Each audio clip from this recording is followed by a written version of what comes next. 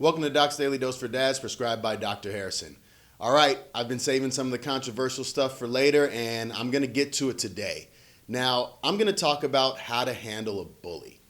Okay, and I know that professionally, a lot of people might disagree with me. Personally, a lot of people might disagree with me. I really don't care. This is the way I feel, and this is what I think is the best way to handle a bully. Now, I want to make something very clear. I'm not doing a commentary on the state of bullying. There are 2 points that have to be put across before I can even go into this. And one is I have zero tolerance for a bully. Zero. None. Everyone should be allowed to be who they are or who they want to be, and no one should be picked on or made fun of or bullied. I mean, it's just not acceptable. It's not acceptable at all. I don't like bullying, never have.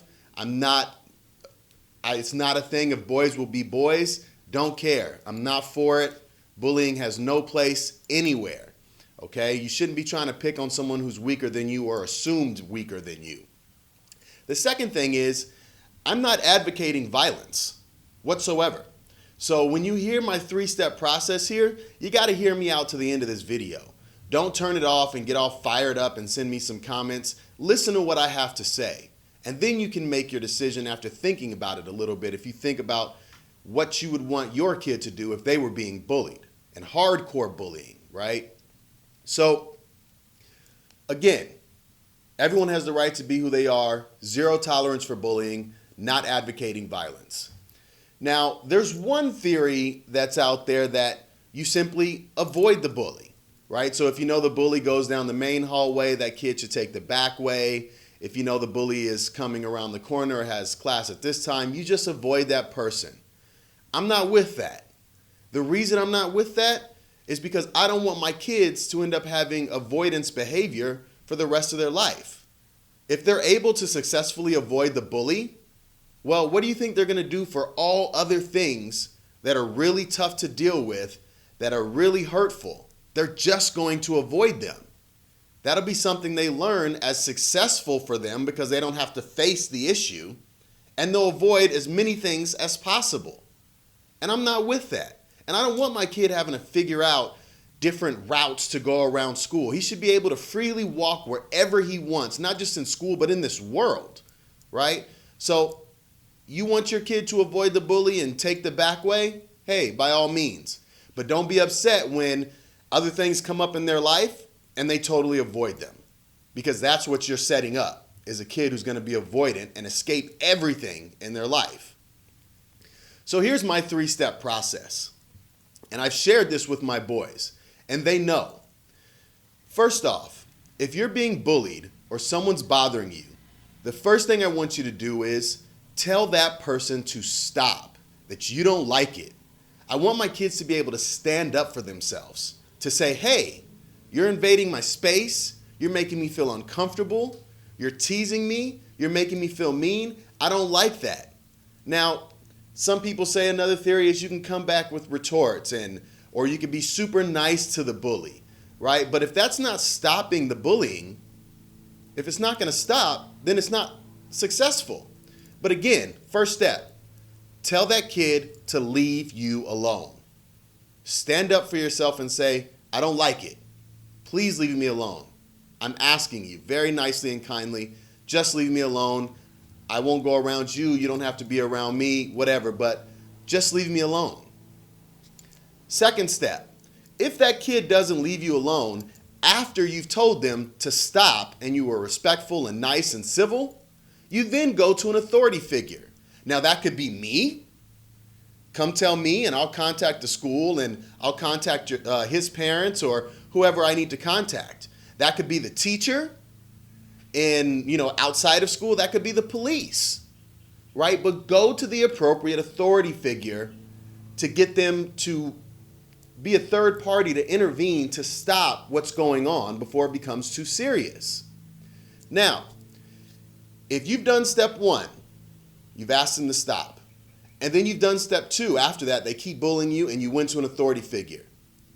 If after the authority figure intervenes and the bully still comes after you, well, I want you to let them see you face to face and you hit him square in the face. Now, I know a lot of people are like, whoa, whoa, whoa, wait a minute. No, yeah, I said it. Punch him right in the face and protect yourself. Now, again, not advocating violence. But think about this. If I get called to my kid's school because he just punched some kid in the face and beat him up, or he just punched some kid in the face and they wrestled around, or maybe he punched the kid and he got punched back and they got in a fight and they got separated. If I walk into that office at school and they say, well, your kid just hit somebody, he's going to have to be suspended, and they're all upset, I'm going to say, well, what's the issue, right? Because I'm going to really want to get all sides. And I'm going to talk to my son solo, and I'm going to say, what happened? And he say, well, this kid was bullying me, Dad. He was being a jerk. He was pushing me around. He was taking my lunch money. He was making fun of me. He was doing all kind of stuff. And I'm going to say, well, did you tell the kid to stop? And if my son says, yeah, I'm going to be like, okay. After that, did you tell your teacher, or did you tell the principal or whoever that you needed to come tell? Yeah, I told the teacher. And then I'm going to look to the teacher and say, well, what did you do? Once my son told you he was being bullied, what did you do? And if the kid still bullied him and my son then hit him, and my son followed those 3 steps, tell him to stop, tell an authority figure, and it kept happening, and he hit him, I'll never be mad at him. What else is he supposed to do?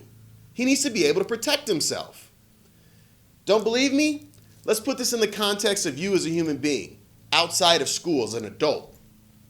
If somebody's harassing me and threatening me physically and my family, and I'm like, look, man, stop. Like, I don't want any problem with you. Like, can we please just squash this? Like, just leave me alone. And this person kept coming after me.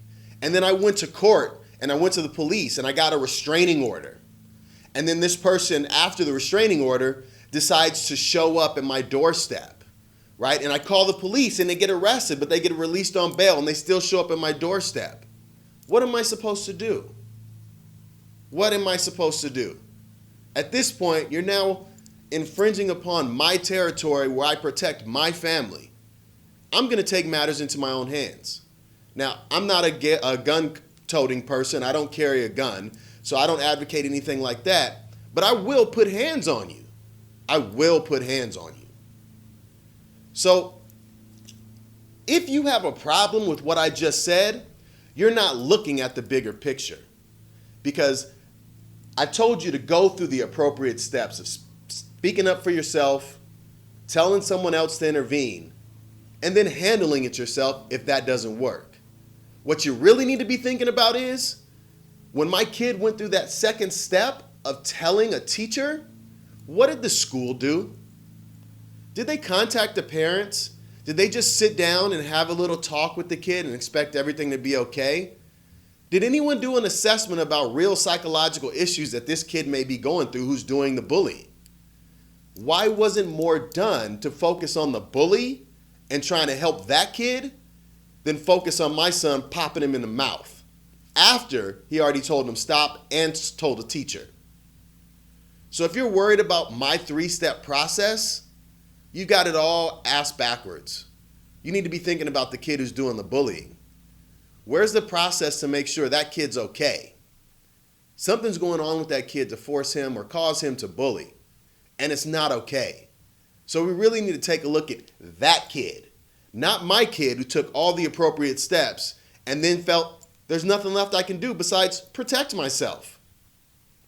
Now, if you want your kid to avoid, if you want your kid to not go through my 3-step process, well, what you're going to get later as an adult is what you get. Someone who avoids problems and conflict.